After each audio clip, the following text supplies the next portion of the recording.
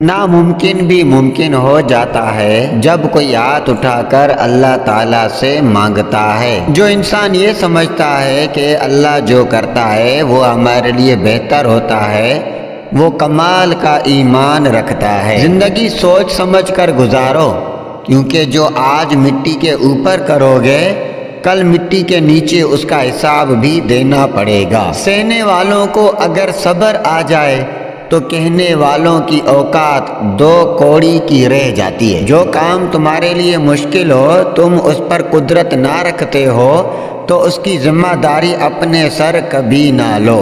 خاموش رہو، صرف خدا ہی تمہارے دل کا بوجھ ہلکا کر سکتا ہے۔ اچھے دنوں کے انتظار میں ہماری ساری عمر گزر جاتی ہے اور پھر پتہ چلتا ہے کہ جو دن گزر گئے وہی اچھے تھے۔ جو شخص اپنی تعریف پر خوش ہوتا ہے اور خوشامد پسند کرتا ہے، پہلے درجے کا بے وقوف ہے۔ خوش رہنا چاہتے ہو تو دوسروں کو خوش کرو۔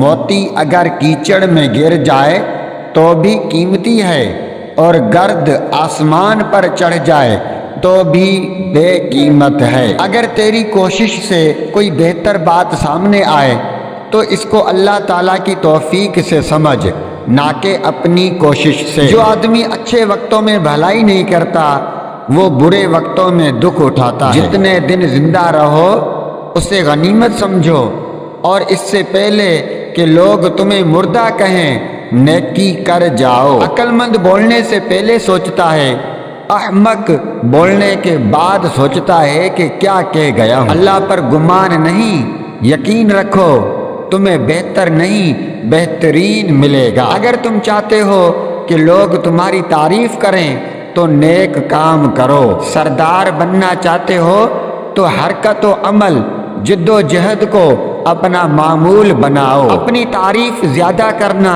ہلاکت کا باعث ہے۔ عیب کا چھپانا اور آبرو کی زینت برقرار رکھنا خاموشی سے ممکن ہے۔ بہادری یہ ہے کہ آڑے وقت میں پڑوسی کا ساتھ دیا جائے اور مصیبت کے وقت صبر و تحمل سے کام لیا جائے۔ خوف الہی کے لیے علم اور تکبر و غرور کے لیے جہالت کافی ہے۔